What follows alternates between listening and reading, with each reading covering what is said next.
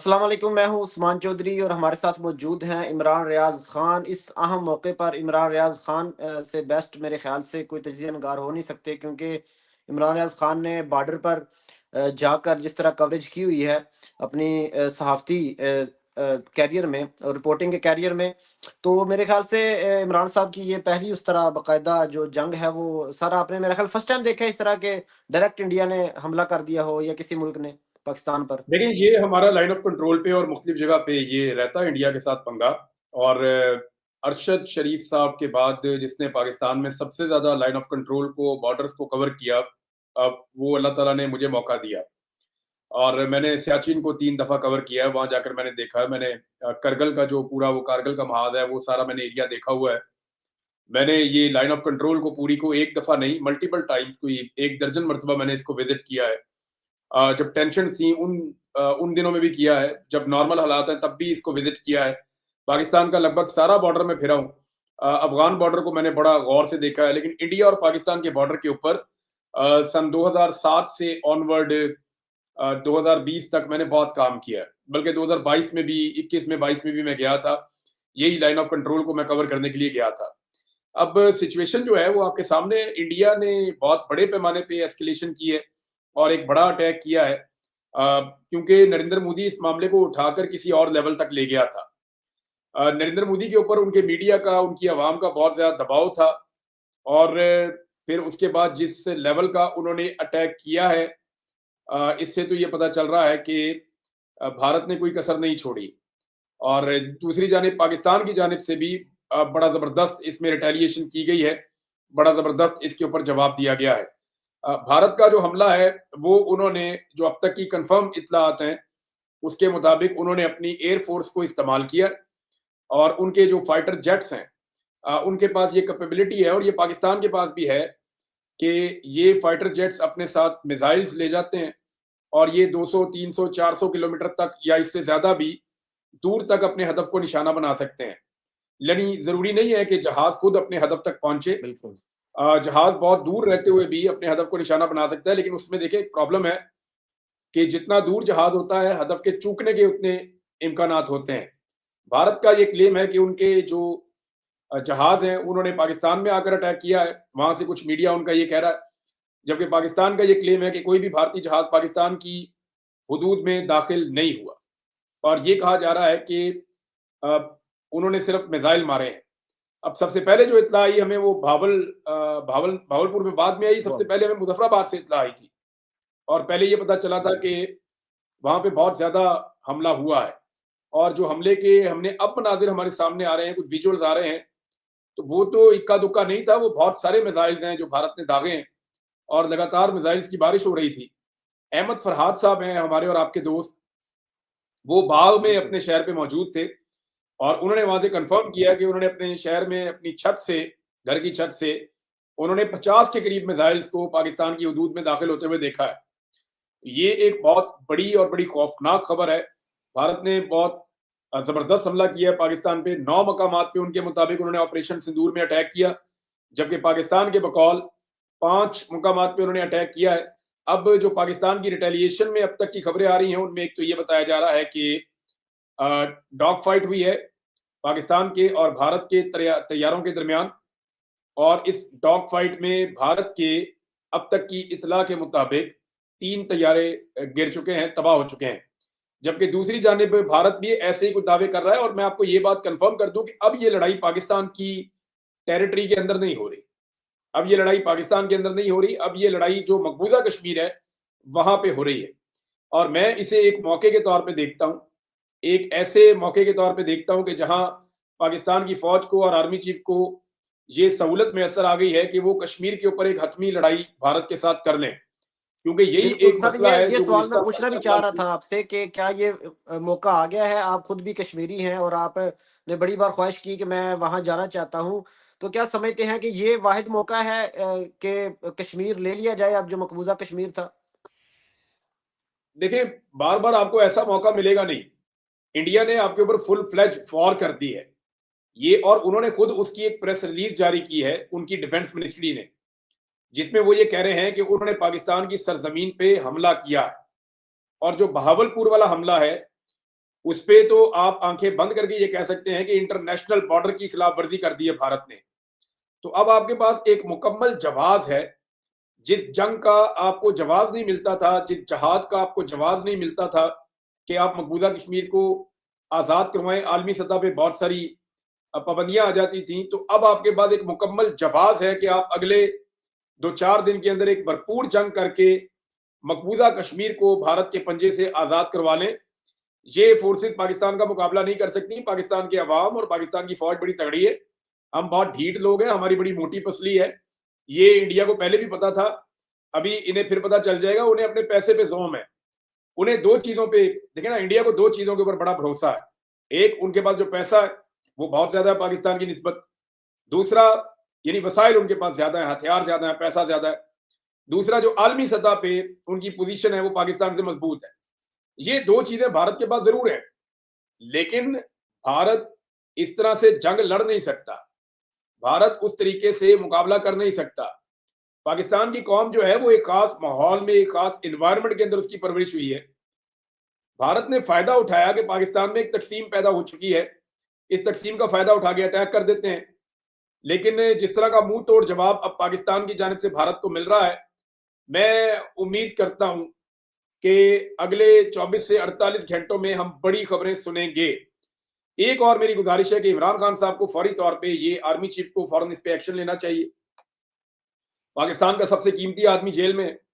पाकिस्तान के army chief, Pakistan के core commander, सबसे कीमती आदमी इस वक्त जेल में है, क्योंकि ये एक अकेला आदमी पाकिस्तान की पूरी कौम को इकट्ठा कर सकता है। उसके अंदर ये सलाहियत, ये काबिलियत मौजूद है। तो जो आदमी पूरे पाकिस्तान को इकट्ठा भी कर सकता है और पाकिस्तान का मुकदमा भी आलमी सतह पे लड़ सकता है, उस आदमी को फौरी तौर पे महफूज किया जाना चाहिए। और इमरान खान का अंग्रेजी और उर्दू जबान के अंदर बाकायदा एक स्टेटमेंट जारी करवाना चाहिए, जिसमें वो कौम से भी मुखातिब हों और आलमी सतह पे भी एक पैगाम जारी करें कि पाकिस्तान का इस बारे में क्या मौकिफ है और पाकिस्तानी इस वक्त क्या चाहते हैं और पाकिस्तान के साथ किस तरह की ज्यादती हो रही है। क्योंकि देखें, नवाज शरीफ ने और मरियम नवाज ने और शहबाज शरीफ ने, इन्होंने मोदी का नाम तो लेना नहीं, ये डरते रहेंगे। तो एक ही शेर का बच्चा है जो ऐसे बात कर सकता है, वो जेल में बैठा हुआ है। तो उसको महफूज करें और उसे बात करने का मौका भी दें।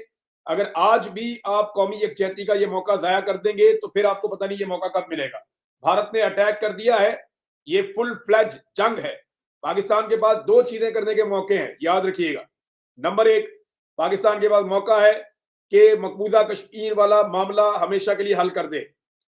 दूसरा, पाकिस्तान के पास मौका है कि पाकिस्तान के पानियों के ऊपर सिंध ताश मुआहदे की खिलाफ वर्जी करते हुए भारत ने जो स्ट्रक्चर्स बनाए हैं, पाकिस्तान उन स्ट्रक्चर्स को पानी के रास्ते से हटा दे। ये दो चीजों का मौका पाकिस्तान को आज मिला है। ये 24, 48, 36 घंटे के बाद ये मौका आपके पास नहीं होगा। पाकिस्तान को इस मौके से फायदा उठाना चाहिए। 70 साल से कश्मीर के लिए पाकिस्तानी कौम तैयार है। ये तो सर आपने कहा, अभी ये खबर आ रही है कि पाक फ़िज़ाइया ने भारत के 5 जंगी तैयारे मार गिराए।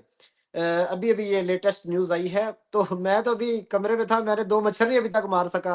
मच्छर बड़े तंग आ रहे थे, उन्होंने 5 तैयारे 10 मिनट में मार दिए हैं। 3 तो पहले सर, थे, मच्छर लेकिन 2 मारना अभी और बहुत खबरें। मुश्किल होता है। ये एयरफोर्स है, ट्रेंड एयरफोर्स है, ये डॉग फाइट हो रही है, जदीद तरीन तैयारे हैं दोनों तरफ। और यानी इतनी तेजी से तैयारे सिर्फ इंडिया पाकिस्तान की वॉर में तबाह हुए, इससे पहले भी 1965 की वॉर में अगर आप देखें तो एमएम आलम ने क्या किया था। अब तो लड़ाई है स्ट्रेटजी की। अब तो लड़ाई है कि आपने लड़ाई को लेकर किस तरफ जाना है और लड़ना किस तरीके से है।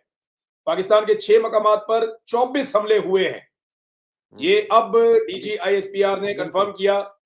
पहले इन्होंने 3 मकामात कंफर्म किए थे, फिर 5 मकामात कंफर्म किए गए और अब 6 मकामात पर 24 हमले कंफर्म किए गए हैं, जिसमें 8 पाकिस्तानी शहीद हुए हैं। जबकि मेरी इत्तला के मुताबिक बहावलपुर में अकेले में जो पाकिस्तानी शहीद हुए उनकी तादाद 7 है, विक्टोरिया अस्पताल से जो रिपोर्ट आई थी। और 24 जख्मी हुए हैं। डीजीआईएसपीआर एक प्रेस कॉन्फ्रेंस कर रहे हैं, कुछ इत्तलात दे रहे हैं। देखते हैं कि इस बारे में मजीद हमारे पास क्या तफसीलात आती हैं। लेकिन एक बड़ी खबर यह है कि पाकिस्तान तैयारे गिरा रहा है इंडिया के, लेकिन इससे मुताल्लिका जो वीडियो लगाई जा रही है या तस्वीर जो लगाई जा रही हैं पाकिस्तान में मीडिया की जानिब से, वो पुरानी है। यानी हमें इस बात पे इस वक्त एहतियात करनी चाहिए, अपना मजाक मत उड़ाएं, अपनी जंग सही मत करवाएं, इस तरह की तस्वीर और विजुअल लगाने से गुरेज करें। जो पुराने हैं। 2021 में इंडिया का तैयारा गिरा था, उसी को लगाकर पाकिस्तान के जय्यद सहाफी और सब लोग ये कह रहे हैं कि ये अभी इंडिया का तैयारा गिरा है। बिल्कुल इंडिया के तैयारे पाकिस्तानी एयरफोर्स को गिराए, अगर उन्होंने कहा है तो जरूर गिराए होंगे। हमें अपनी फौज के साथ खड़े होना है, लेकिन हकायक के साथ खड़े होना है। हमें जो रियल पिक्चर्स हैं वो इंडिया से आ जाएंगी, वो आपको दिखानी है। क्योंकि देखें, जो मकबूजा कश्मीर में जब भी कोई तैयारा गिरेगा या जब भी कोई वाकया होगा तो उधर कश्मीरी रहते हैं। पाकिस्तान को इस बात का बड़ा एज है कि मकबूजा कश्मीर से आपको विजुअल्स भी पहुंचेंगे, आपको तस्वीर भी आएंगी, आपको खबरें भी आएंगी। या पाकिस्तान में अगर हम चाहें किसी चीज को डाउन प्ले करना तो हम कर सकते हैं। इंडिया मकबूजा कश्मीर में चीजों को डाउन प्ले नहीं कर सकता, वो चीजें सामने आ जाएंगी। पहले भी एक इंडियन तैयारा जो मकबूजा कश्मीर में गिरा था, हमें पता चल गया था ना, Su-30 उनका गिर गया था, हमें पता चल गया था। उन्होंने अपना एक हेलीकॉप्टर तबाह कर दिया था, हमें पता चल गया था, वहां कश्मीरियों ने हमें बता दिया था। तो कल तक हमें सारी इतलात मिल जाएगी कि हमने इंडिया का कितना नुकसान किया है, और इंशाल्लाह सबूत भी आ जाएंगे। 8 सर सोल्जर्स भी अरेस्ट हुए हैं इंडिया के, कह रहे हैं सियालकोट बॉर्डर पर। तो ये कैसे, ये कोई जमीनी जंग भी हो रही है साथ साथ? देखें, सियालकोट को आप याद रखें, यह वर्किंग बाउंड्री है। पाकिस्तान और इंडिया के 3 तरह के बॉर्डर हैं जो आपस में लगते हैं। नंबर 1 को आप इंटरनेशनल बॉर्डर कहते हैं, यहां पे एक गोली भी चले तो ऐलान जंग होता है। नंबर 2 वर्किंग बाउंड्री है। वर्किंग बाउंड्री में एक तरफ तनाज़ा होता है और एक तरफ नहीं होता, यानी ये मुतनाज़ इलाका ही होता है। और एक लाइन ऑफ कंट्रोल है जहां पे दोनों तरफ का इलाका मुतनाज़ होता है और आप वहां पे खड़े हो जाते हैं सिर्फ कि अभी इस पोजीशन पे हम रुक जाते हैं। हमारा क्लेम है कि मकबूजा कश्मीर हमारा है, इंडिया का क्लेम है कि आजाद कश्मीर उनका है। तो ये लाइन ऑफ कंट्रोल है। तो हमारी 3 तरह की बाउंड्रीज हैं। इस वक्त जो लड़ाई चल रही है वो लाइन ऑफ कंट्रोल पे चल रही है। अब बॉर्डर पे कोई लड़ाई एज सच अभी तक रिपोर्ट नहीं हुई, सिर्फ इंडिया ने एक अटैक किया है भावलपुर में। लाहौरिया सर सड़कों पर निकल आए हैं, जिंदा दलाने लाहौर जो है वो रात के पैर सड़कों पर निकल आए हैं और जमा है पाकिस्तानी झंडे लेकर। आप भी ज़ाहिर है लाहौर से हैं, दूसरा शहर आपका लाहौर है, पहला आपका बांडीपुरा है। तो इस हवाले से क्या कहेंगे? देखिए, मैं मिस कर रहा हूं, मैं पाकिस्तान में होता तो मैं भी बाहर होता, लोगों के साथ होता, मैं लोगों के साथ मिलकर इस सारी सूरत हाल को देख रहा होता, इसके ऊपर हम रिपोर्ट कर रहे होते वहां से। लेकिन अनफॉर्चुनेटली मैं इस वक्त पाकिस्तान में नहीं हूं, उसकी वजूहत आप अच्छी तरह जानते हैं। लेकिन इस वक्त ये बात करने का वक्त नहीं है। इस वक्त वक्त है कि क्योंकि जंग हो चुकी है, जंग का आगाज हो गया है, तो सारा मुल्क पाकिस्तान के साथ खड़ा हो। मैं हर उस सिपाही को सलाम पेश करता हूं जो हमारी जंग लड़ रहा है, और हर उस शख्स पे लानत भेजता हूं जो कोई और लड़ाई लड़ रहा है। मैं सिंपल ये कह सकता हूं आपको, इस वक्त जो है वो दुश्मन से लड़ने का वक्त है। इस वक्त उधर ही सबका फोकस रहना चाहिए। और मैं फिर कहूंगा कि इमरान खान को महफूज करना इस वक्त इस रियासत की सबसे बड़ी जिम्मेदारियों में से एक है कि वो इस मुल्क का सबसे कीमती आदमी है। पाकिस्तानियों का सबसे ज्यादा ट्रस्ट उसके ऊपर है। चलिए सर, इस हवाले से आपसे मजीद भी अपडेट्स आपके साथ गुफ्तगू करेंगे। अभी आपने और भी दोस्तों को वक्त दिया हुआ है, तो इंशाल्लाह आपसे दोबारा रब्ता करेंगे। बहुत शुक्रिया सर। अच्छा, इसमें ना 2 तरफ से ये आ रहे हैं दावे। मैं ये, क्योंकि मेरे सामने मैं हूँ यूके में, तो मेरे पास इंडिया और पाकिस्तान के दोनों मीडिया खुल जाते हैं। जी तो सर। पाकिस्तान की तरफ से जो दावे सामने आए हैं, 3 तैयारे इंडिया के अब तक पाकिस्तान कह रहा है कि जी हमने तबाह कर दिए। बिल्कुल। डीजीआईएसपीआर ने 2 तैयारों का बताया था, उसके बाद अब तीसरे तैयारे की भी इतला आ रही है कि पाकिस्तान ने भारत के जो है वो 3 तैयारे तबाह कर दिए। भारत ने भी अब ये क्लेम करना शुरू कर दिया है कि उन्होंने भी पाकिस्तानी तैयारे गिराए हैं, लेकिन उनका ये क्लेम है कि ये तैयारे उन्होंने मकबूजा कश्मीर में गिराए हैं। अब अगर भारत ने ये क्लेम किया है तो सुबह उन्हें उन तैयारों का मलबा दिखाना पड़ेगा। दिखाना पड़ेगा, क्योंकि बिल्कुल। देखें ना, वो तो कह रहे हैं ना कि मकबूजा कश्मीर में गिराए, तो वहां पे तो उनका कब्जा है इस वक्त। तो वो दिखाएं वहां पे, फिर वो जो भी वो दिखा सकते हैं। और पाकिस्तान ने भी क्लेम किया है, लेकिन वो मकबूजा कश्मीर में गिरे हैं, पाकिस्तान ने वहां जाकर उनके तैयारे गिराए। 2 और चीजें हैं, एक पठानकोट एयरबेस के बारे में कहा जा रहा है और एक श्रीनगर मिलिट्री एयरबेस के बारे में कहा जा रहा है कि इन दोनों के ऊपर पाकिस्तान ने अटैक किया है और इनको नुकसान पहुंचाया। चलिए सर, इस वक्त डीजीएसपीआर अकेले प्रेस कॉन्फ्रेंस कर रहे हैं। होना तो ये चाहिए था कि हुकूमत भी उनके साथ होती। हुकूमत मेरे ख्याल से अभी सोई हुई है। सुबह 10 बजे इजलास बुलाया है शहबाज शरीफ साहब ने, तो देखते हैं वो क्या करते हैं। वैसे कल जब असम्बली का इजलास था, बड़ा अहम इजलास था, तो हुकूमती नशिस्तें खाली नजर आ रही थी। तो हुकूमत जो है फॉर्म 47 की, वो तो कोई सीरियस नजर नहीं आ रही इस मामले में। हुकूमत तो है ही नहीं ना, हुकूमत तो है ही नहीं। ये तो एमी चूंचू का मुरब्बा इनको लाके बिठाया हुआ है। हुकूमत तो डीजीआईएसपीआर की है, हुकूमत तो आर्मी चीफ की है इस मुल्क में। ये तो टटपूंजी है, पकड़ के बैठाए हुए हैं फॉर्म 47 के ऊपर जाली। हुकूमत इनकी नहीं है, हुकूमत तो उसकी है जो जेल में बैठा हुआ है। असल में तो हुक्मरान पाकिस्तान का वो है, जो मैंडेट है वजीर आजम का वो तो उसके पास है। हुकूमत उसकी है, उससे जाके ऑर्डर लें, उसको पूछें कि जनाब अब क्या करना है, क्योंकि सिविलियन साथ खड़े हो जाएं पूरी ताकत से तो कोई मसला ही नहीं है। ये क्या, हम बड़ी से बड़ी जंग लड़ लेंगे। बहुत शुक्रिया सर, बहुत शुक्रिया आपके वक्त का।